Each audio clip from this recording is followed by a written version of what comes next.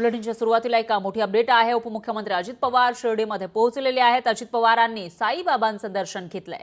राष्ट्रवादीच्या अधिवेशनासाठी अजित पवार हे शिर्डीमध्ये पोहोचलेले आहेत। 2 दिवसीय हे अधिवेशन होणार आहे शिर्डीमध्ये राष्ट्रवादीचं आणि त्या पार्श्वभूमीवर जेव्हा अजित पवार हे पोहोचले शिर्डीमध्ये त्यानंतर त्यांनी साईबाबांचं दर्शन घेतलेलं आहे तेव्हाचे फोटो सुद्धा आपल्या समोर येणार आहे। दरम्यान साईबाबांचं दर्शन घेताना हे अजित पवार आणि त्यांच्या पत्नी खासदार सुनेत्रा पवार सुद्धा आपल्याला दिसत आहेत आणि राष्ट्रवादीचे इतर नेते सुद्धा आपल्याला त्यांच्यासोबत दिसून येत आहेत। तर सकाळी साईबाबांचं दर्शन घेतलेलं आहे अजित पवारांनी सपत्नीक आणि त्याच्यानंतर आता अधिवेशनाला सुरुवात होणार आहे। अगदी थोड्याच वेळामध्ये अधिवेशन सुरू होईल त्यामुळे या अधिवेशनामध्ये आता अजित पवार आपल्या कार्यकर्त्यांना काय कानमंत्र देतात तेही बघावं लागेल, कारण मंत्री पदाधिकारी आणि कार्यकर्ते सर्वजण अजित पवारांच्या राष्ट्रवादीच्या या ठिकाणी उपस्थित असणार आहेत आणि येत्या काळामध्ये ज्या निवडणुका होणार आहे स्थानिक स्वराज्य संस्थांच्या त्या पार्श्वभूमीवर सुद्धा रणनीती आखली जाण्याची शक्यता आहे, प्लॅनिंग केलं जाण्याची शक्यता आहे। त्यामुळे अजित पवार नेमकं काय बोलणार, कशा पद्धतीने हे अधिवेशन होईल याकडे लक्ष असतानाच आज सकाळीच अजित पवारांनी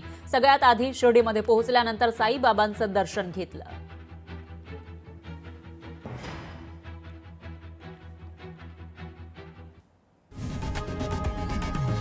लोकशाही मराठी ऐका, पहा, जागरूक रहा।